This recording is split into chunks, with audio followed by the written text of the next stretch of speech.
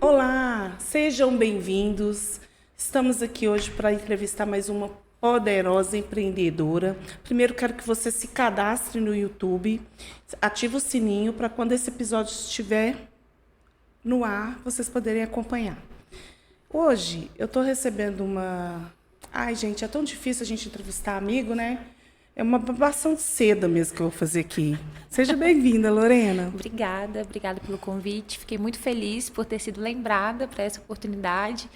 E eu espero poder contribuir, né, para os seus seguidores, trazer um pouco mais de informações da minha área, que é o direito de família, e também sobre empreendedorismo, né, que é aquilo que a gente faz todos os dias, da forma como dá para fazer, e a gente vai colhendo aí os frutos no meio da nossa caminhada, né? Isso aí. Ela tá tão baladeira da internet e uns episódios tão interessantes. Sigam lá no Instagram. É muito legal. Eu tô Você achando, gosta? eu tô assim, divertindo. Outro dia você gravou um vídeo lá fazendo como se fosse o cliente. Eu falei, essa menina é uma artista. A gente tem que ter um pouquinho de atriz para poder ir para a internet. Mas você tá muito bem. Eu tô adorando Obrigada. assistir.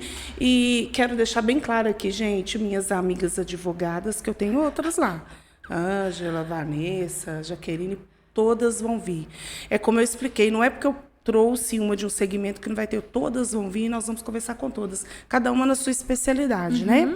Você é especialista em direito de família. Isso, não na é área isso? de direito de família, com isso mesmo que eu atuo. Então, eu trabalho ali com os problemas do dia a dia das famílias, dentro ali do que é mais voltado para pensão alimentícia, inventário. Eu atendo muito homens em contexto de pensão alimentícia, de partilha de bens, no divórcio. Então, a minha atuação é mais focada nessas áreas. Claro que, eventualmente, a gente acaba assessorando um cliente ou outro em alguma outra demanda, né? Mas minha atuação é focada nesses segmentos. Muito legal. Eu tenho muitas pessoas que me pedem indicação desse tipo de serviço. É um serviço muito difícil de indicar, né? Concorda comigo? É muito sério você indicar vários, tudo é muito sério, mas eu acho que quando você lida com a vida das pessoas, com os problemas das pessoas, é mais sério. Mas eu não vou pular etapa, não. Vamos lá. Vamos. Vamos lá, me conta como que a advocacia entrou na sua vida. Você acordou um dia e falou, quero ser advogada? É um sonho de infância? Ou aconteceu alguma coisa na jornada da sua vida que te fez querer fazer advocacia? Então, desde criança, né, eu só tinha na minha cabeça duas hipóteses de trabalho quando eu fosse grande, né? Aquela ideia do que você vai ser quando crescer. Eu só tinha duas respostas. Eu queria ser atriz e eu queria ser advogada. Por isso está fazendo bem os negócios do Instagram, porque está sendo atriz, um pouco de atriz. Pois é. E aí, antes de você me fazer essa pergunta, hoje eu fiquei pensando muito, né? Porque eu imaginei que essa pergunta viria. Então, eu acho que lá de trás, o que me fez querer ser advogada... Aliás, eu tentei ser atriz primeiro. É mesmo? Eu cursei ali um período, né, do curso de teatro aqui em BH mesmo. Eu tentei... Houve aquele momento em que eu importunei muito a minha mãe. Mãe, pelo amor de Deus, eu quero ser atriz, não sei o quê. Meu pai pagou um curso. Ela me levou lá para fazer aquelas figurações no Projac quando eu era adolescente. É Gente, mesmo? se procurar aí na internet, me acha lá de vez em quando de relance em alguma cena ou outra. Que legal. E aí, né, teve um período que eu fiz, ficou faltando ali acho que 2 semestres para eu poder me formar, mas nessa mesma época eu passei na faculdade. Então, e eu só fiz um vestibular, eu só queria um curso, eu só queria uma faculdade, passei nesse vestibular e cursei a faculdade até o final. E eu imaginei que você me faria essa pergunta e eu fiquei pensando na resposta para ela. E eu percebi, né, que eu queria ser advogada e eu queria ser advogada de família desde sempre. Nunca pensei em outra área, no criminal, que é aquilo ali que te dá um pouco mais de emoção, né? Aquilo ali que você vê sempre em filmes e tudo mais. Ninguém para no começo para pensar que vai falar de direito de família, que vai atuar nessa área. Porque é tido como uma área onde tem muita ladainha, onde você tem que ser um pouco terapeuta e tudo Muito, mais. né? E tem que ser mesmo, né? É tido como uma área que você tem que mais ter relacionamento com o cliente do que, de fato, a parte técnica. Mas, na verdade, não é assim. E a percepção que eu tive, né, quando eu pensei sobre isso hoje, é que, em algum lugar dentro de mim, eu não queria aquela vida que eu vivi. Então, eu queria estar atuando de uma outra forma. Eu não queria a minha vida ali enquanto criança, da forma como ela era. Então, eu queria viver uma outra realidade. Por isso eu queria ser atriz, por isso eu queria ser advogada e queria cuidar de famílias, porque a minha realidade naquele momento ali era algo que eu não queria viver. E por que eu não queria viver? Os meus pais se separaram. Eu era muito nova, eu tinha ali entre 3 e 4 anos. A minha mãe estava recém-parida da minha irmã mais nova. E aí, eles se separaram pelas questões deles, mas fato é que a gente nunca saiu do meio das brigas dos meus pais. Por causa da separação? Por conta da separação, por conta de partilha de bens, por conta da convivência, por conta de pensão alimentícia. Então, eu não sei nem em que momento meu pai parou de pagar pensão alimentícia. Só sei que um dia minha mãe parou de cobrar. Eu não sei nem em que momento eu parei de ir para casa do meu pai aos finais de semana. Eu só sei que em algum momento isso aconteceu. Meu Deus, olha como é sério, né? É muito sério. Porque o divórcio hoje é uma realidade tão grande nas famílias e tantas crianças ou adolescentes ou pais, né? Que eu acho que o problema não envolve a família toda, né, Lorena? O divórcio, ele entra num âmbito, assim, todo mundo faz parte do problema. Faz. E a percepção que eu tenho hoje, enquanto adulta, né? Naquela época, é claro que eu não tinha elaborado sobre isso. Mas eu sentia que tinha algo muito errado que estava acontecendo ali, porque a gente ficava num ping-pong. Eu ouvia coisas terríveis sobre o meu pai, eu ouvia coisas terríveis sobre a minha mãe. E aí a família meio que a família, né, tirando os meus pais ali, os meus tios, as minhas tias, meio que tentava apaziguar um pouco. A minha mãe foi uma pessoa assim extremamente audaciosa de se separar nas circunstâncias que ela se separou. Tem vários episódios assim que eu vejo nas atitudes da minha mãe no divórcio, que hoje, quando eu recebo cliente lá no escritório, eu fico observando ali, falando, gente, isso aqui é o mesmo caminho da minha mãe, então não faça isso, que por aqui eu já sei como é que é. Então a gente acaba ponderando um pouquinho. Mas fato é que eu sabia de criança que aquela realidade ali não estava certa. Eu sentia uma sensação de desproteção muito grande.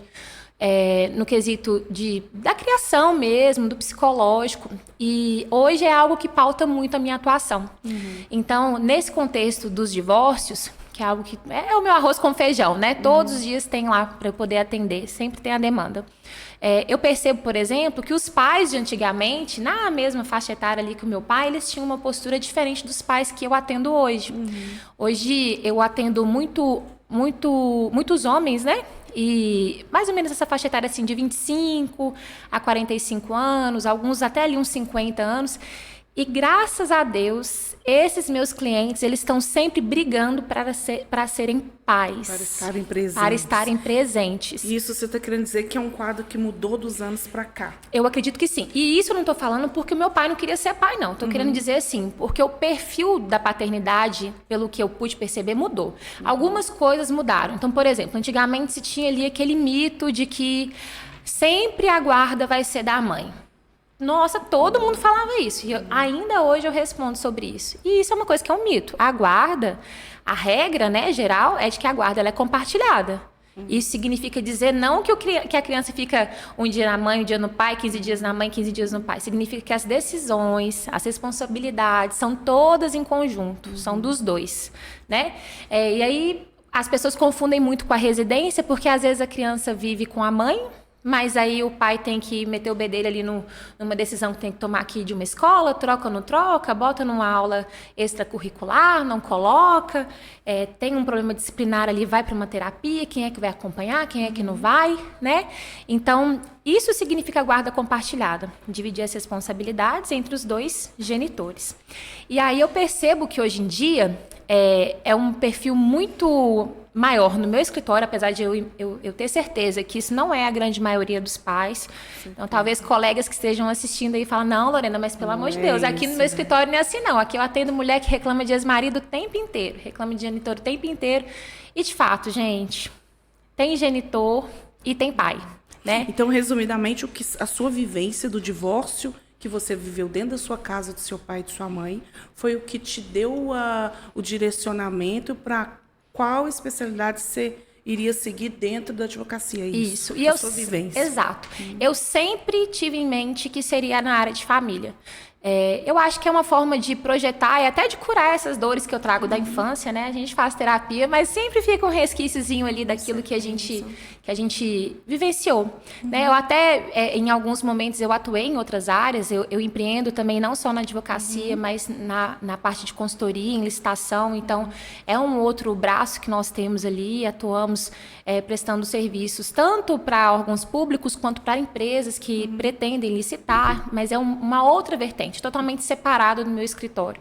Mas o que eu sempre tive paixão em fazer é ajudar essas famílias na sua estruturação e nos seus recomeços, porque a minha atuação às vezes vem num planejamento patrimonial que antecede ali o casamento, às vezes vem para assessorar num pacto nupcial, antinupcial, que é onde ficam fixadas ali as regras. Então, tem casos ali, por exemplo, que eu já tive no escritório, que uma das pessoas que vieram para fazer esse pacto antinupcial pediu para colocar nesse documento a quantidade de relações sexuais que se teriam no mês. Ouviram? Vocês ouviram isso?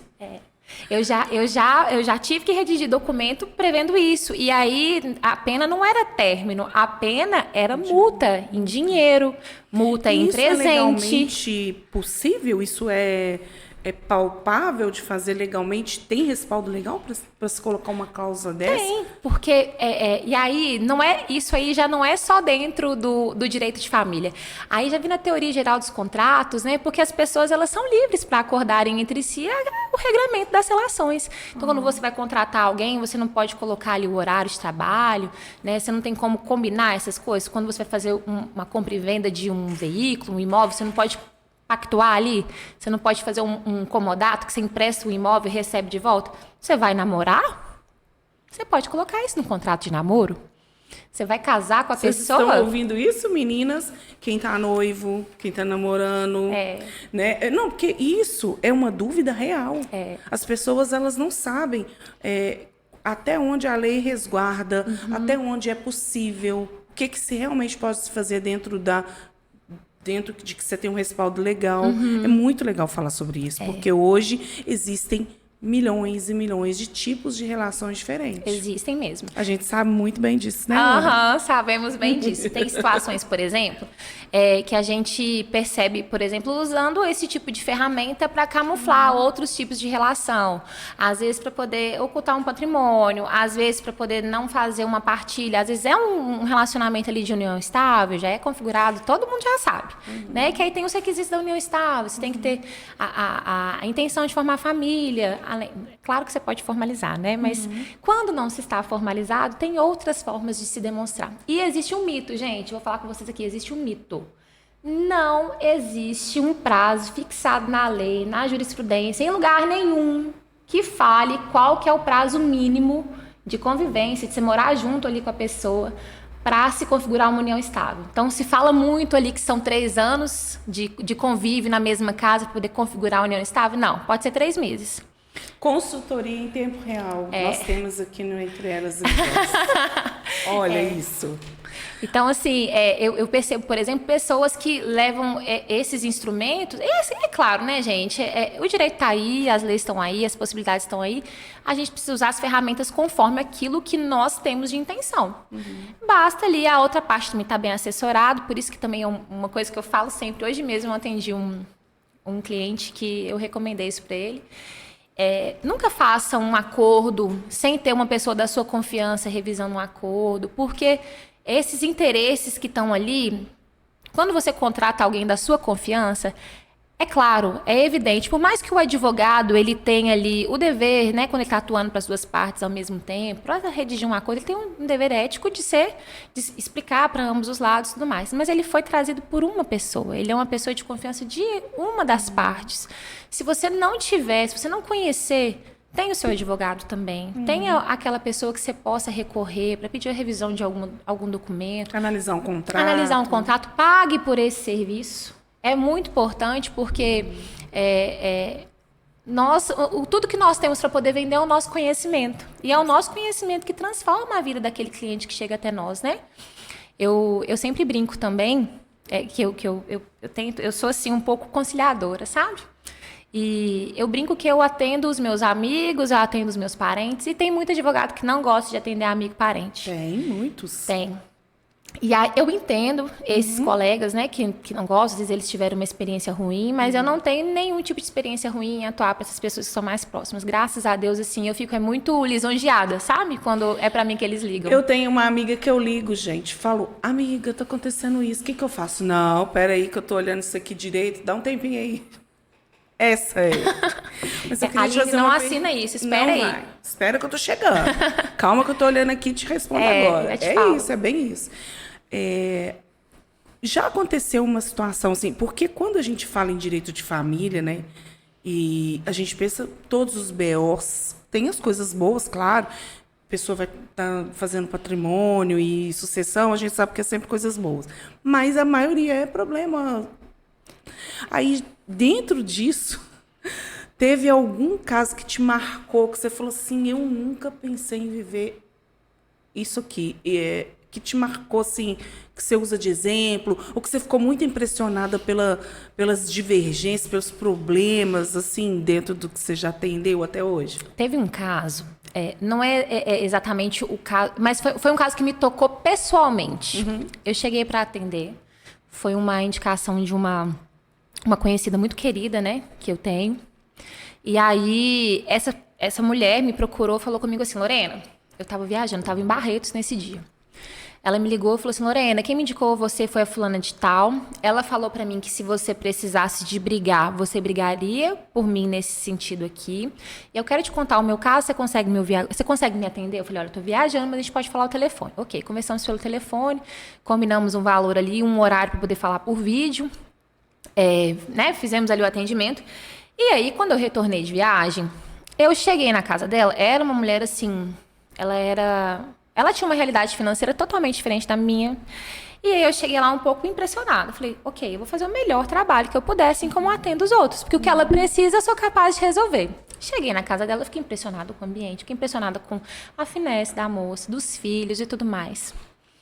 E aí, no que eu atendi essa moça, ela veio me contando uma história de que já tinha se separado do ex-marido e que já tinha uns 4 anos ou uns 3 anos assim. Ele já tinha até se casado de novo, mais uma vez, já tinha terminado, separado dessa moça que ele casou de novo. E estavam casados legalmente? Ela se casou, separou, ele casou com uma outra moça, separou também, casou assim, papel passado, tudo certinho, com pacto, com tudo bonitinho. E aí, ela estava percebendo que quando eles se separaram, eles tinham uma casa num valor X, venderam essa casa e, em parte de pagamento por essa casa, sei lá, acho que era 2 milhões o valor da casa. Eles receberam um apartamento ali que acho que era uns 900 mil reais em forma de pagamento, mais um valor em dinheiro e tal. E aí, no divórcio, para viver com os filhos, ficou o apartamento e o cara ficou com o dinheiro, eles partilharam lá a diferença, tinha umas outras coisas para poder dividir, enfim. E aí, esse apartamento, quando foram fazer o acordo do divórcio, porque foi em acordo, esse ex-marido é quem trouxe o advogado para a mesa, então foi o advogado dele para fazer o divórcio dele.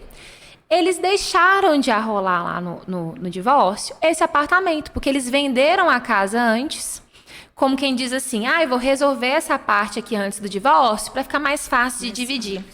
Só que quando você adquire um bem desse tipo, e você é casado na comunhão parcial de bens, que é a regra geral, né, do direito, você precisa que aquele bem seja registrado no nome de ambos os cônjuges. Então, veja bem, eles receberam, para poder pagar a parte dela do divórcio, o apartamento.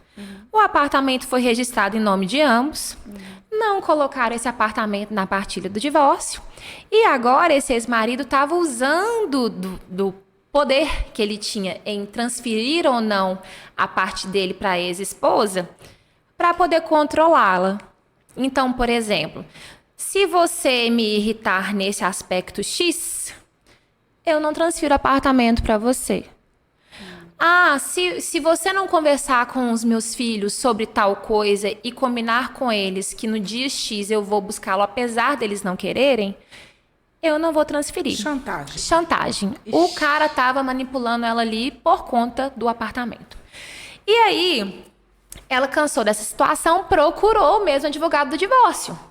Que, como eu falei pra vocês, quem trouxe foi o ex-marido pra mesa. Ela pensou ali que podia confiar e tudo mais, que foi um divórcio até tranquilo de ser feito, né? Que ela me relatou. Mas teve esse detalhe que o bem foi sonegado na partilha. Então, tinha uma pendência pra você resolver depois. Dá pra resolver. E aí, eles quiseram fazer ali eles tentaram usar de uma forma pra poder fazer, não estava possível e tudo mais. Por fim, por que eu achei que esse caso foi relevante para mim? Primeiro, eu cheguei lá para poder atender, achei a família extremamente estruturada, bem de vida, não sei o quê. Falei, gente, conversei com o filho que veio me trazer coisas da realidade do pai. O pai pagava ali uma pensão de, acho que era na época, uns 6 mil reais para 2 filhos, que é uma pensão baixa para a possibilidade que ele tinha, mas é uma pensão alta para a realidade que a gente vê hoje em dia. Da maioria, né? Então, a gente vê pensão alimentícia e pessoal chorando para pagar 350 reais, esse cara tá pagando 6 mil. Né? Então, é uma exceção. E aí, o filho falou comigo, falou com a mãe, eu posso conversar com ela um momento, sozinho? O filho estava com 17 anos. Olha. Aí a mãe falou assim, o que você quer conversar? Não, eu queria falar umas coisas com ela, mas é por conta do lado profissional. Aí Com 17 anos? Aí eu vi ali aquilo assim, ela perguntou, tudo bem? Eu falei, tudo bem. Aí ela me deu licença, foi na rua fazer alguma coisa lá para sair do apartamento. E ele falou comigo assim, olha só, doutora, o meu pai, ele trabalha com X coisa, ele fala que tem a renda X, mas ele está fazendo quase 6 vezes esse valor. E aí, como que ele faz? Ele é sócio de uma empresa que trabalha num ramo X, na área medicamentosa, ele oculta ali o patrimônio, ele me mostrou as planilhas, porque ele quer de toda forma que eu vá trabalhar com ele, mas ele não quer me pagar um salário, que não sei o quê. E eu tenho aqui um negócio que eu posso te mostrar. Pois é. Aí você pensou, ops, o filho dedurando. A mulher me procurou para fazer uma sobrepartilha, que era para poder regularizar a casa. Quando eu fui ver, a situação era de sobrepartilha, tinha uma revisional de pensão, tinham várias coisas ali, e o cara querendo cair ainda a pensão no valor, né? E aí esse menino me chamou para poder conversar, em resumo, ele falou isso.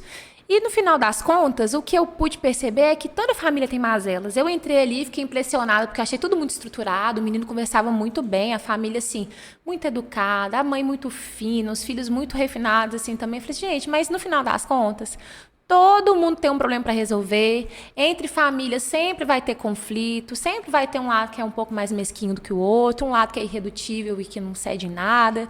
E aí, quando eu entrei lá, eu fiquei pensando, gente, como eu fui mal criada, como a minha família não tinha estrutura. Nem tudo que reluz é ouro. Você já ouviu? Sua mãe já falou isso pra você? Minha mãe já falou pra mim. Minha mãe só soltava pérolas, Aline. E aí, quando eu fui vendo essas coisas, eu falei assim, gente, isso não tem... Essa primeira percepção que eu tive é uma percepção irreal, porque no final das contas, todo mundo vai ter um problema familiar. Debaixo do tapete estava cheio de lixo jogado para debaixo para varrer depois. E essa família foi muito engraçada, que depois ainda teve um desdobramento, que aí não tem nada a ver com direito, não, mas teve. Esse pessoal... Você não vai falar que ele voltou para ela, que ela voltou para ele, não. Não voltou.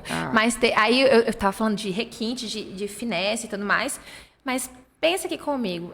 Tiveram uma briga, esse menino me namorava com uma moça, e aí tiveram uma briga lá, e ele desentendeu com o pai da moça, e aí o pai dele foi lá tirar satisfação com o pai da moça, porque, né, vou proteger o meu filho. Foi lá, né, vou proteger o meu filho aqui e tal. Por que você tá brigando com o meu filho? Você não bota a mão no meu filho? E ninguém tinha botado a mão no filho, foi um desentendimento, né? Chegou lá, minha filha, com uma arma de mentira, no simulacro. E ficou lá debaixo do apartamento, brigando com o cara lá no alto. E o cara da janela falando que ia descer, ia dar nele um cacete. Ixi, casos Minha de família. filha, pois o cara me desce com um martelo. Ele arrebenta o outro, que a arma do outro era de mentira. Não tinha o que fazer com aquela arma de mentira. Passou vergonha. Tomou, foi martelada pela cara fora. E aí você para pra poder pensar, gente, a minha família é estruturada, maravilhosa. Você chegou lá com vergonha, que finesse. Nossa, que inadequação Tá a minha. Eu fiquei pensando, será que minha roupa tá adequada pra estar atendendo esse tipo de cliente, que não sei o quê? Quando você vai ver, minha filha, todo mundo tem problema. Na hora que Com aperta, certeza. todo mundo desce o nível. Todo mundo não, né? Mas assim, sempre tem aquela parte, não tem como, né? Não tem. A partir do momento que você está sendo lesado, alguma coisa te chateou, ou saiu fora do seu controle, tem gente que não tem controle emocional. Tem gente que não tem. Esse caso foi muito engraçado. Eu fiquei um tempão pensando. Eu cheguei em casa pensando assim, falei, gente, eu tava com essa impressão aqui. Como que vai de 0 a 100 tão rápido? E aí eu te perguntei um caso que te impressionou. Mas nesse período, tem quantos anos que você está atuando já, atuando mesmo? A minha experiência jurídica ela já é maior do que 10 anos. Mas tem 4 anos que eu voltei os meus olhos ali para a advocacia de uma forma. Para a área de família. E aí, dentro desse tempo que você está focada na área de família, você já desistiu? Já teve algum dia? Porque a gente fala muito de empreendedorismo e o empreendedorismo ele é isso. Hoje eu tive uma conversa com uma pessoa que vai me assistir, vai lembrar do que eu estou falando, que está nessa fase de eu quero ser empreendedora, e eu falando, calma, não é assim não. É mais menos do que mais. E hoje ela eu não aguento. Eu falei, aguenta, daqui a um ano você vai olhar para trás. Então, assim, nesse período, teve algum momento que você olhou e falou, cara, não dou conta, acho que eu vou desistir. Porque a gente sabe que advogado pode fazer concurso público, pode ir para a prefeitura, N coisas. Teve algum momento que você falou, eu acho que eu não quero ser uma advogada autônoma e ter o meu escritório e ser uma empreendedora, e quase escorregou na beiradinha ou não? Você sempre foi convicta disso? Na verdade, eu fiz o caminho contrário. Eu comecei a empreender na parte de licitação primeiro. Né? Na verdade, eu empreendo ali já tem um tempinho. Eu comecei vendendo salada. Então, eu vendia salada enquanto eu fazia um estágio. Eu te conhecia quando você vendia salada? Eu acho que não. Eu acho que foi antes de eu te conhecer. Eu sei que eu passei um desaforo num trabalho que eu tinha numa grande construtora aqui de BH. E aí uma pessoa falou uma coisa pra mim que aquilo me desceu muito atravessada. Eu peguei meu telefone, liguei pra minha mãe. Afinal de contas, eu dependia dela na época, né? Liguei para a pessoa com quem eu me relacionava na época também. Falei, eu vou pedir demissão desse lugar porque eu me senti muito desrespeitada. Aí minha mãe, minha filha, pensa bem, você começou e tem só 6 meses. Você vai arrumar o quê? Eu falei, mãe, não interessa, não sei o que eu vou fazer, mas eu não vou passar esse desaforo aqui, não. E eu não tô falando de desaforinho da geração Z, não. Eu tô falando de desaforo de desrespeito mesmo.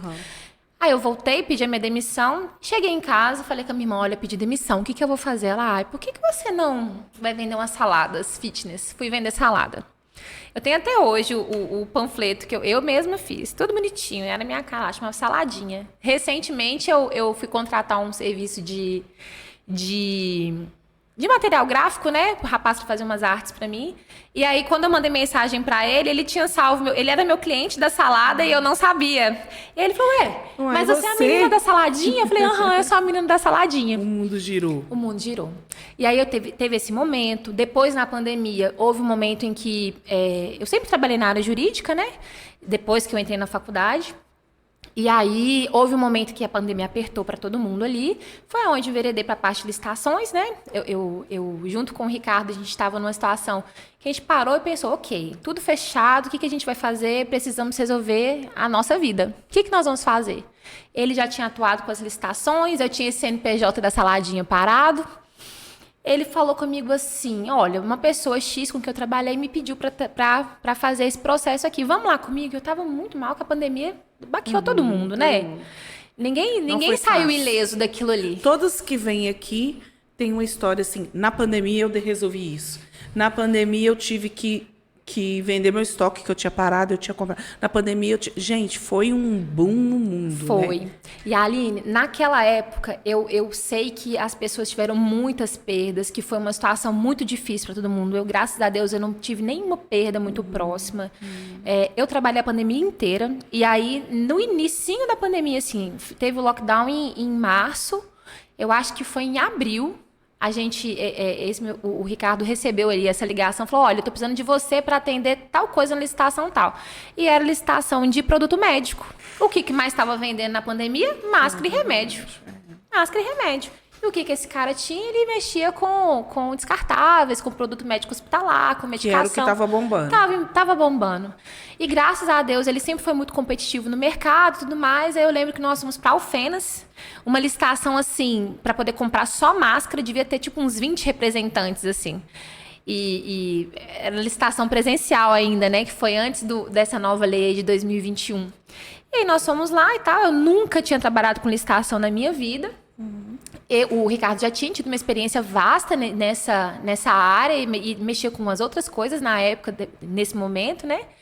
E aí eu falei com ele, olha, a hora que a gente entrou no carro, eu tava triste porque eu tava meio parada de trabalho, né? Eu falei com ele, olha, se você quiser voltar a fazer isso, eu acho que eu consigo te ajudar. Aí veio uma mosquinha ali e tal, ele falou assim, será? Eu falei, será? Minha filha, nessa época a gente tinha uns conhecidos que tinham uma fábrica de cosmético que eles fabricavam álcool em gel. Então, a gente vendeu álcool em gel na pandemia. A gente vendeu máscara, a gente vendeu medicamento, a gente vendeu tudo que você imaginar nesse sentido. Então, foi na pandemia ali, primeiro, que a gente se uniu muito mais. Segundo, que a gente começou a empreender juntos. Então, aquele CNPJ que eu tinha, que era de produto alimentício, virou um CNPJ de consultoria, de prestação de serviços, porque a gente era intermediador, né? E aí a gente começou a trabalhar com as licitações.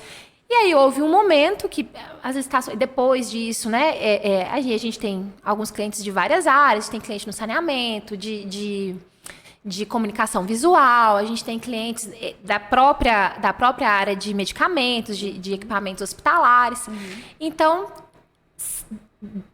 tem muito tempo que empreendo. E a parte de ir para advocacia, que era o que eu sempre quis atuar na área de família, foi só ficando de lado. Porque eu comecei a empreender nas licitações, foi dando certo, fui ganhando dinheiro, a gente foi comprando as coisas, trocando de carro, viajando, vivendo bem. E é claro, né? Porque também oscila muito. Porque empreender dá certo, mas também dá muito errado. Uma roda gigante, uma montanha russa. O tempo todo, né? Exato. E aí a gente se percebeu assim, não tô rico, tô pobre, mas as coisas foram acontecendo apesar disso. E as oportunidades foram aparecendo, as portas foram se abrindo e eu fui me vendo cada vez mais distante daquilo que eu queria fazer.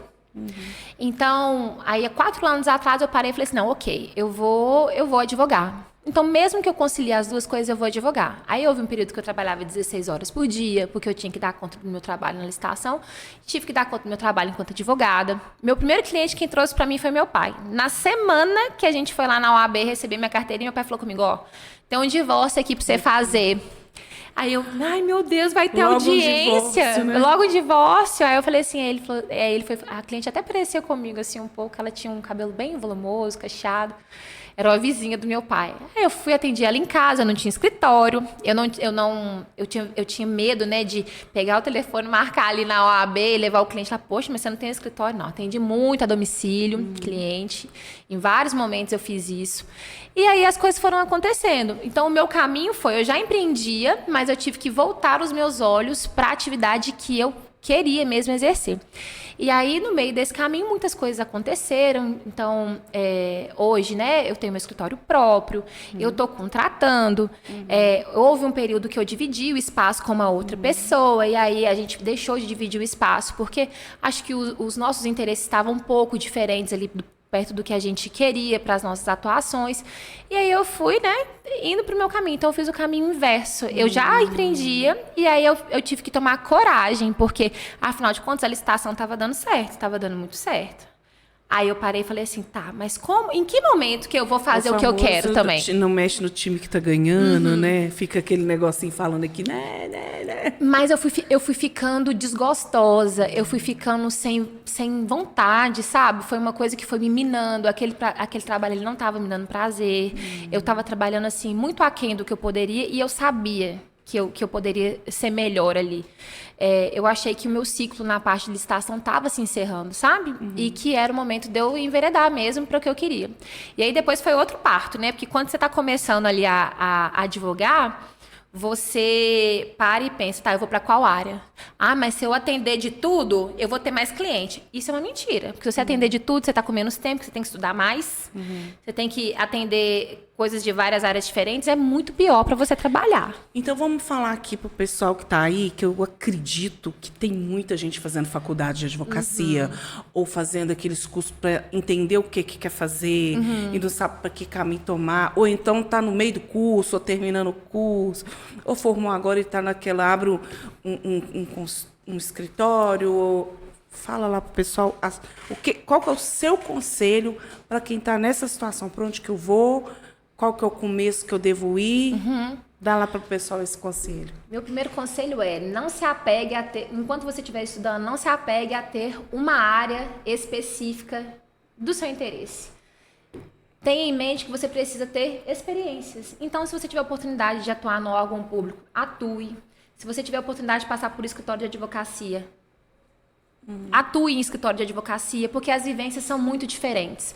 Se você tem interesse pela área tributária, se você tem interesse por uma área muito específica, busque ter a experiência prática naquilo, porque vai ser a partir dessas experiências que você vai tendo que você vai pautar a sua decisão. Porque como que você vai escolher... Hoje, por exemplo, eu nunca atuei dentro de uma vara criminal.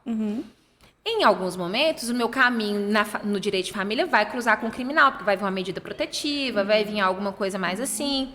E aí eu vou ter que ter um pouco de noção. Mas eu nunca atuei no criminal. Não é a sua especialidade. Não é. E o que me faria hoje ter vontade? Uma experiência prática. O que me faria hoje ter um pouco de noção? Uma experiência prática. Poderia ter vindo durante a faculdade. Então, meu primeiro conselho é: não se apegue enquanto estiver estudando a uma área específica, a não ser que você tenha certeza imutável de que é aquilo ali que você quer. O segundo passo, tenha parceiros. Você não precisa... Faça um curso bem feito, mas não se esqueça que a sua desenvoltura como profissional, ela não depende das suas notas. Eu tenho colegas da faculdade que tiveram excelentes notas e eles hoje são profissionais que ainda não despontaram. Mas são pessoas extremamente técnicas, mas pecam na parte de relacionamento. E na advocacia, hoje em dia, até para que você consiga atender bem um cliente, você precisa saber se relacionar. Você precisa saber fazer uma leitura do cenário, entender o que o seu cliente veio buscar, porque o cliente não vai chegar e falar assim: oi, Lorena, então, eu quero uma pensão maior. Às vezes até vai, mas você tem que escutar aquilo ali como uma coisa interdisciplinar. Às vezes ele chega pela pensão, mas não foi feita a partilha de bens, não foi feito o divórcio. Às vezes a pensão já está sendo paga, mas o valor está a menor, então é uma execução de pensão. Então tem várias coisas ali que você precisa pensar. A parte humana, né? Ter um QI de ouvir e a parte humana. Sim. Essa pergunta que eu vou te fazer agora é uma pergunta bem específica, porque eu vivi isso. Então, quando a gente vive, a gente pensa: será que tem muita gente passando por isso? Lá vem. O que eu poderia ter feito? Você sabe que eu pergunto mesmo, não tem jeito, né? Quais os cuidados que uma pessoa tem que ter? Porque eu vivi isso na pele, eu não tive orientação. Porque a gente tem que entender também que você não pode ir fazendo da sua cabeça. Tudo tem as escadas, que você tem, os degraus que você tem que subir. E eu tive esses problemas e depois fiquei pensando: mas ninguém me falou isso. Então, é uma informação para quem está aí com algum problema, precisando contratar um advogado. Quais os cuidados que eu, como cliente, tenho que ter na contratação de um advogado? Ou na área de família, ou para que eu me respalde como cliente. Porque eu tive um problema assim, que eu não fiquei bem atendida, e aí virou um problema sério, que gerou outros problemas. E o meu problema não foi resolvido por essa pessoa. Entendi. Você sabe que você sabe da minha vida pessoal. E aí, eu me vi num certo momento que eu falei assim: cara, o que eu vou fazer? Para onde que eu vou correr? Porque a gente não entende de lei. A gente ouve coisas, tem a internet aí. Mas qual que é o caminho, por exemplo? Hoje eu preciso contratar um advogado criminalista, né? Vamos sair da sua área. Quais são os caminhos para que eu me respalde ao máximo, para eu ser bem atendida e não ter problema? Problema vai ter em todas as relações, mas eu falo como cliente, consumidor, contratante de serviço. Olha, eu acho que uma das coisas que é mais relevante em áreas que são muito sensíveis, por exemplo, família, criminal, é a experiência. Então, na parte de família, você vai ter dificuldade de seguir isso aqui que eu vou te falar. Mas na área criminal, é algo que você pode abrir e fazer agora no seu celular. A primeira coisa que você vai fazer é... Abre o Google, se você não tem uma indicação de alguém da sua confiança, alguém que precisou e que teve ali a experiência para poder te passar, Abre o Google e procura advogado, criminalista em contágio. Primeiro vai aparecer Dr. Maicon Vilaça, meu amigo maravilhoso. Propaganda. Propaganda. Primeiro que vai aparecer lá, Dr. Maicon. E aí, se você não tá confiante, sei lá, abrir o site lá do Dr. Fulano, e tá muito corporativo. O que eu vou fazer a partir desse site corporativo? Eu vou mandar um WhatsApp para ele? Mas eu não sei se ele vai me atender, como é que vai ser isso? Abre lá o Jus Brasil, joga o nome completo desse advogado. Geralmente, o Jus Brasil vai trazer ele para você, esse fulano de tal aqui tem tantos anos, ver processos. Quando você clicar ali, você vai ver, sei lá, o Michael deve ter lá, eu estou usando ele como exemplo porque é uma pessoa próxima, né? Ele vai ter lá 3.000, 5.000 processos. Então, você vai conseguir ver que ele é bastante experiente. E aí, às vezes, você vai encontrar outras coisas. Então, a primeira coisa, se você não tem uma indicação, procure o mais próximo de você. Eu sou muito a favor do atendimento presencial. Tem clientes em outros estados? Tenho. Tenho ações que tramitam fora de Minas Gerais? Tenho. Mas eu gosto muito da proximidade do atendimento presencial. Você já foi lá no escritório, você já sabe, né? Tomar cafezinho. Conversar. Bater papo da vida. Comer depois bolo, falar de negócio. Levar semijoias. Minha cliente, gente. É verdade. Então, esse atendimento ele é muito importante e a experiência do profissional é muito importante. Isso quer dizer que um profissional com menos experiência não vai saber atuar? Não, de forma alguma. E quando você for contratar o profissional, você precisa entender, por exemplo, ele vai atuar sozinho no seu caso? Eu tenho muitos casos que, no início da minha advocacia, eu não atendia sozinha, mas eu tinha sempre a quem recorrer. Então, tinha parceiros. Eu não atendo no trabalhista, mas eu tenho a doutora que faz comigo em parceria. Tem coisas que são muito complexas dentro do cível que eu me sinto assim um pouco insegura para poder fazer, então tem uma outra pessoa da minha parceria. O importante é você perceber que aquela pessoa consegue resolver o seu problema. Hoje em dia a gente consegue pesquisar de várias formas, né? Então, o cliente, raramente, Aline... os meus clientes, eles não sentam na mesa do outro lado comigo cruz. Eles já pesquisaram no ChatGPT, já olharam uma coisa no Jus Brasil, já têm a experiência da vizinha, já estão olhando lá algum outro advogado no TikTok que falou daquele assunto. Então, pesquise no Jus Brasil profissional, pesquise o escritório dele no Google, veja as avaliações dele por lá, marque um atendimento. No final das contas, o que vai fazer você contratar é a sensação de segurança que esse profissional vai te passar. Isso significa que um profissional que te passou uma ideia de segurança vai ser o melhor para você? Também não. Não vá sozinho numa consulta. Leve alguma outra pessoa da sua confiança para ter um contraponto na sua tomada de decisão. Muito importante isso. Né? Muito. Na hora de assinar um contrato, verifique as cláusulas, principalmente de pagamento, como está lá. Se tem algum valor no eixo para poder pagar, se esse percentual é justo, se não é, se você está de acordo, se você não está. E veja principalmente a cláusula de rescisão. Porque a gente sabe que a relação... É igual namoro, né, gente? Igual casamento. A gente entra feliz, alegre, saltitante, na hora de sair é aquela novela, né? Então, provavelmente, talvez tenha sido essa uma questão também que você teve na hora de rescindir lá o seu contrato, né? De prestação de serviços. E se isso não está bem alinhado no começo, no final, dificilmente você vai conseguir fugir daquilo que já foi pactuado. Então, aparece para mim também muita gente que quer... mas fulano de tal me falou que não tem nada para poder fazer no meu processo, que a execução está lá parada, eu tô lá com 40 mil de pensão para poder receber e não recebo porque não acha bem o devedor. Aí, assim, né, na experiência que a gente já vai tendo, claro, vai ter 1 milhão de outros colegas que já atuam há mais tempo do que eu, com muito mais experiência do que eu. Mas, à medida que a gente vai atuando, a gente vai aprendendo também. Hoje em dia, eu já consigo propor outras formas de solução para uma situação dessa. Nem tudo precisa ser pago em dinheiro. Às vezes você dá um carro, às vezes você negocia alguma outra coisa que a pessoa quer. Você precisa pensar você tem que ser criativo. O advogado não pode ser bitolado com lei. O advogado ele tem que ser desenvolto, ele tem que ser desenrolado. Abrir o leque. Tem que abrir o leque. Possibilidades. O advogado ele é um profissional que ele tem que ser criativo. Ele tem que saber resolver problema. E resolver problema não é só seguir o que está na lei. Não estou falando para ninguém fazer nada por detrás da lei. Eu estou falando que o que a lei não proíbe é permitido. Então, você tem aí um leque de possibilidades aí que você pode se esbaldar nelas. Então, nem tudo vai vir com pagamento em dinheiro. Às vezes vai vir com um curso, às vezes vai vir com alguma outra coisa que a pessoa pode comprar parcelada, às vezes vai vir um carro, às vezes vai vir... Você precisa pensar e precisa propor. Então, no final das contas, na tomada de decisão para contratar um profissional, a sua sensação de segurança ela precisa prevalecer. Mas... não vá contratar um advogado só com o emocional. Vá crítico mesmo, vá cético, faça perguntas, não escute somente, leve as suas dúvidas, não tenha medo. Tem gente que senta do outro lado da mesa e fala, ai, doutora, eu nunca contratei um advogado, eu não sei nem como conversar com você, eu te chamo de doutora, eu te chamo de você. Eu geralmente falo assim, quando é pensão, quando é coisa que envolve criança, eu falo assim, olha, o meu cliente no final das contas vai ser seu filho, então vamos fingir que você está falando igual o seu filho falaria comigo, pode ser você, pode ser doutora, pode ser como você preferir. Pagando meus honorários, está tudo certo. Deixar o cliente à vontade. Né? E tem muito cliente que fica com medo de não entender. A gente usa algumas palavras, né? A gente não. Porque eu tenho que ser muito acessível com a minha comunicação. Tanto você abrir no meu Instagram aí, vai ter pouquíssimo juridiquês, vai ter... Arrasando naquele Instagram. Artista.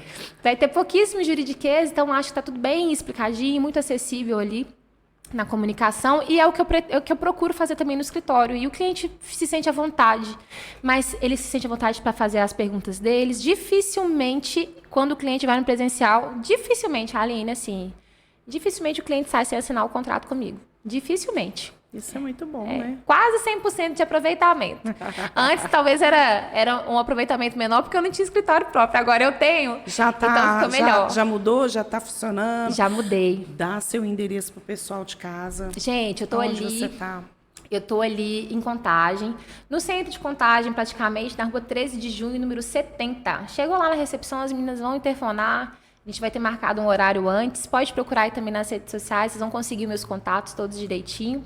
E a gente agenda um horário, faz o seu atendimento. E não é difícil de encontrar. Não é. E também não tem problema que a gente não pode resolver, né, Aline? A gente precisa só pensar e conversar. Eu sou muito contagense, né? Todo mundo que vem aqui... Eu falo, gente, eu tô tão amarrada nesse Contagem. Assim, vai ter pessoas de Belo Horizonte, claro, mas assim, o meu network está todo aqui em Contagem. Uhum. É diferente, né, gente? Quando a gente entrevista uma amiga, não é uma entrevista, é um bate-papo. Então, eu quero que você fale agora para o pessoal de casa quem é a Lorena. Não, estou falando da advogada, estou falando da Lorena. O que a pessoa pode esperar quando ela chegar lá? Beleza? Até bobagem minha falar. 1,78 m de pura belezura. Primeiro, assim... uma rasgação de seda. Eu te acho. A Lorena podia ser minha filha, tá, gente? Meu Deus. Eu tenho uma filha mais velha do que a Lorena, Tem? né? Tem. Meu pai. Então, é porque hoje a gente vive um mundo muito da internet, né? A gente tem uma geração de pessoas aí que a gente se surpreende a cada dia.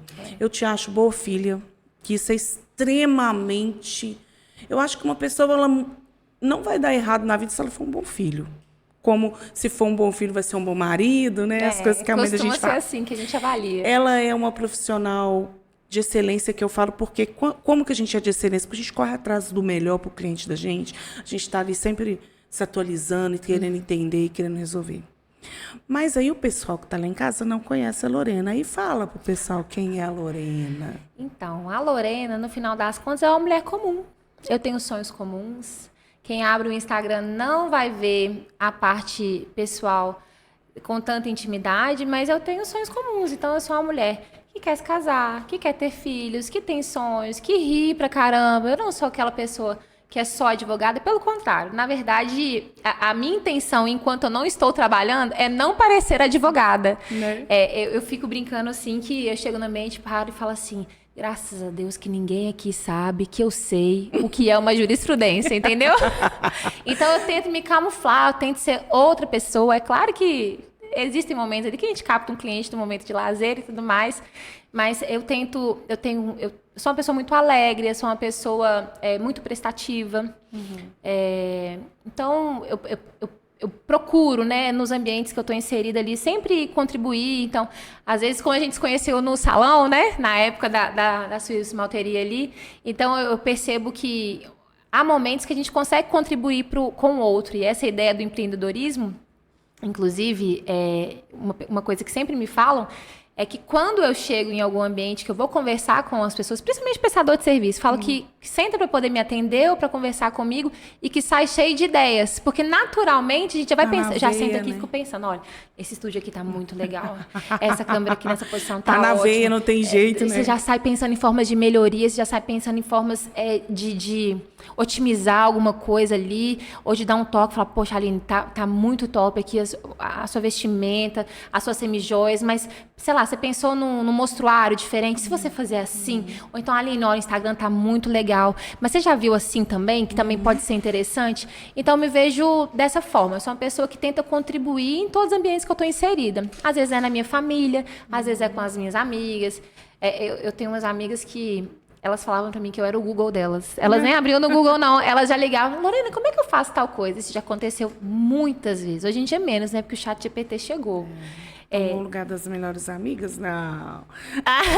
Tô brincando. Então, de forma muito simplificada, essa sou eu. Sou filha, sou companheira, fui madrasta, sou madrasta.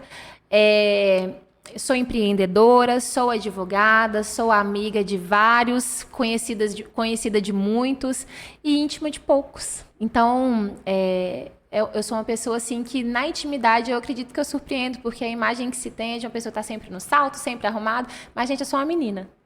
Assim, na intimidade é outra história. Nós temos outras histórias, Temos. Né? Temos que fazer uma viagem de meninas de novo. Por gentileza, vamos? Será que podemos? Será que tem liberação aí pra isso? Pra gente ir? Os homens pescam e as meninas vão pra praia. É uma cor. Às vezes os homens pescam e às vezes os homens andam de moto. Eu vi uma cabeça balançando ali. Eu vi. Mas eu não vi não, tô de costas. Pois é, então não tá valendo. Não tá valendo. Lô, agora eu vou fazer um bate-volta bem pra gente já finalizar. E se você quiser falar alguma coisa que eu não te perguntei, alguma coisa que você queira colocar para o pessoal que eu não falei, depois está à vontade. Amor.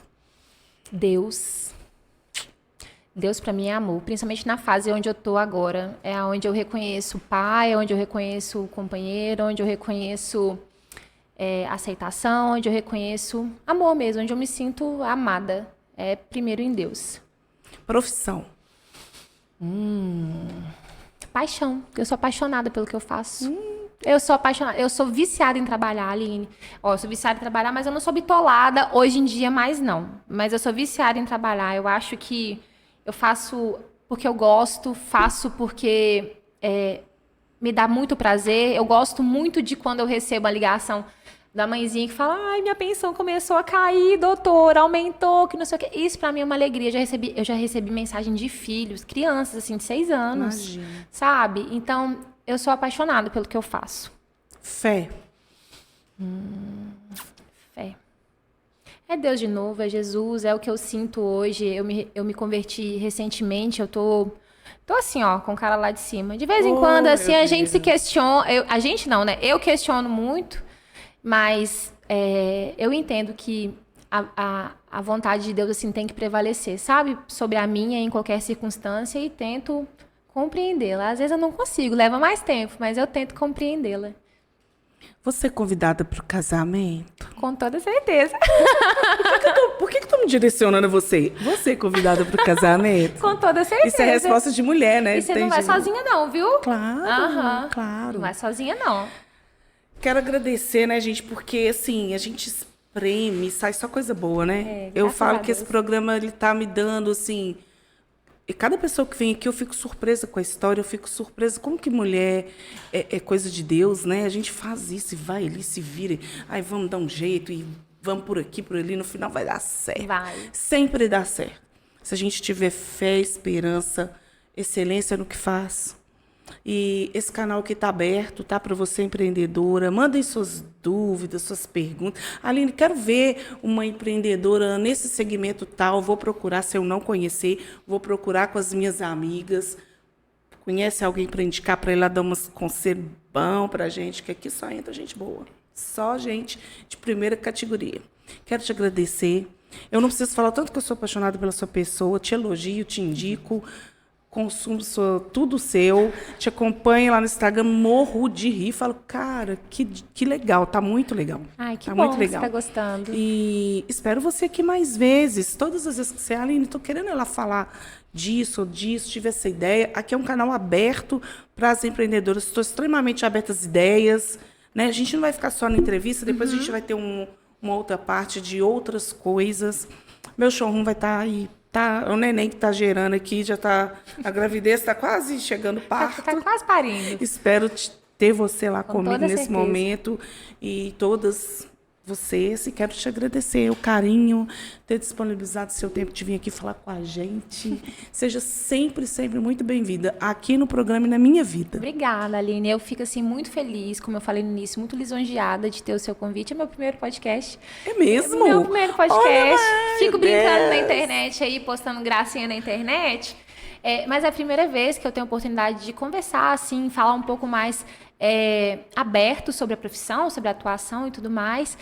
Fico feliz de ter sido dividindo o espaço com você, né? A seu convite, porque você é uma amiga muito querida. A gente tem aí muitos anos que a gente se conhece. Eu sou fã da sua forma de atuação, de como você empreende. Eu sei que você não é uma pessoa que tem preguiça de trabalhar, muito aguerrida, vai atrás do que você quer ali, vai rompendo, vai fazendo. Uma excelente mãe, excelente filha. Obrigada. A gente fala sempre sobre isso, uma mulher de fé também, né? Amém. A gente teve a oportunidade de falar sobre as nossas experiências da última vez que a gente se encontrou. Então, eu fico muito feliz de estar ladeada desse tipo de pessoa, porque é desse tipo de pessoa que eu me orgulho de ter cativado na caminhada, né? É muito bom, né? Quando a muito gente bom. olha para trás e fala, olha, tanto de gente boa que tem aqui. Cada uma que vem aqui, eu falo, cara, como eu sou feliz. Porque é uma felicidade você fazer uma lista de convidados, que eu te falei. Eu estava fazendo a lista e falei, cara, isso aqui é a fulana, dona do negócio. Eu falei, eu estou no mundo da empreendedorismo, querendo ou não querendo.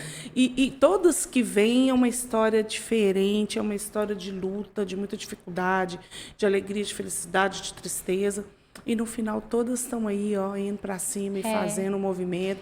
Mulher é coisa de Deus mesmo, né? Você sabe que eu tenho uma percepção, às vezes, quando a gente está lá no CLT, ou quando a gente está numa situação onde a gente não precisa preocupar tanto com os passos que vai dar, a gente se acomoda. Eu acho que a gente só se mantém empreendendo e rompendo e fazendo e inovando, porque empreender é uma coisa assim, se você parar de inovar, parar de estudar, parar de melhorar, a coisa para, né? E você fica ali no ostracismo, o negócio para de evoluir, você para de fazer seu dinheiro ali e perde a motivação mesmo. Mas uma coisa que eu percebi é que estar ladeada de pessoas que também empreendem torna tudo mais fácil. Você tem como trocar a experiência. Eu lembro que eu ficava pensando com relação beleza, eu vou ter meu escritório, mas eu atuava para a empresa, né? Eu atuava dentro da empresa, na parte de licitação, ficava, gente, mas eu não conheço nenhum advogado. Se eu tiver, assim, no dia a dia, eu não lido com advogados. Eu falava, nossa, é muito difícil fazer o que eu quero fazer da forma como eu estou fazendo, porque eu não tenho como trocar experiências. Aline, foi tomar a decisão. As parcerias foram aparecendo. Os colegas foram trazendo casos. O Instagram, ele abriu para mim, eu estava morrendo de vergonha de iniciar. E aí já Não tem é um fácil, tempo. não é fácil. Você botar a sua cara ali. Eu tinha tanto medo de falar uma coisa errada. E aí eu percebi, Aline, que a crítica, quando você começa a fazer um negócio assim, só vem de quem não está fazendo nada. E quando você percebe que a pessoa que não está fazendo nada não muda nada na sua vida, aí você segue sem se importar. Beleza, a pessoa que está me criticando aqui, ela está fazendo o quê? Ela está ganhando mais dinheiro que eu? Não. Ela está tendo mais prestígio do que eu? Não. Ela está se desafiando mais do que eu? Não. Ela tem o resultado que eu quero ter? Não. Eu estou me importando com essa pessoa por quê? É bem isso. Não aceite crítica de quem nunca construiu Exato. nada. Quando você começar a empreender, as amigas, porque tem as amigas que são amigas, vão comprar do seu concorrente, vão pagar lá no cartão e vão querer comprar na sua mão fiado. Exato. Vão te criticar, os nãos vêm de todas as maneiras te bombardeando. Mas quem quer ser empreendedora não pode contentar com o pobre, com o chulo e com o pouco. Exato. Eu falo que... Aí, quando eu falo pobre, gente, não é pobreza de dinheiro. Espírito pobre. É falar assim, isso aqui pra mim tá pouco. Eu sempre fui daquela de falar, não tá não, cara, eu quero aquele lá. Se o fulano chegou lá, por que eu não posso? Mas isso aqui já tá te entendendo, por que você quer mudar? Não, mas eu quero. Eu sou do contra, se falar não comigo... Aí você quer. Eu podia até não querer, nem tanto, mas se falar assim, não, eu falo... Ah, não posso querer, não? Então, peraí. Aí eu balanço igual a viúva porcina, falo, Joga então o agora eu vou cabelo pra querer. trás e Só para vai. provar que eu posso. Então, a empreendedora não pode ter medo de crítica, tem que tomar muita portada na cara. Olha, eu estou assim, numa fase querendo expandir a Aline Assis. Então, eu fui em várias pessoas que têm loja. De verdade, estou dando minha cara aqui para bater. Me dá um espacinho aí, lá no início, né? Me colocar minhas pecinhas aqui, consignado. Que vender, vou te dar uma comissão. Eu tomei tantos nãos. E eu não me abati. Falei, uma hora vai vir o sim. Vai. E quem prepara o sim? Às vezes os nãos foram livramentos de Deus. Deus vê lá onde que a gente não vê. Então, eu sigo firme aqui, meu filho. A gente esmurece, a gente fica triste, a gente descabela, a gente pensa em desistir, a gente... Mas tem que ter perseverança. Tem. E tem que estar cercado de gente que pensa parecido com o que quer você mesmo. pensa. A pessoa pode não querer chegar na mesma viagem que você quer fazer ou fazer o mesmo faturamento que você quer. Mas a pessoa precisa pensar grande. A pessoa não pode ficar pensando ali... A pessoa tem que sair da coitada Holândia. A pessoa tem que se imbuir de coragem Isso aí. e ir. Não Senão... contentar com pouco, com pobre, com chilo. Exatamente. Exatamente. É isso aí. Muito obrigada de novo. E você cadastra lá, salva o sininho. A hora que esse papo estiver prontinho, você vai assistir. Lô, Obrigada. milhões de beijos. Espero te receber aqui e na minha vida e de tudo várias vezes. Obrigada. Tchau. Tchau, gente.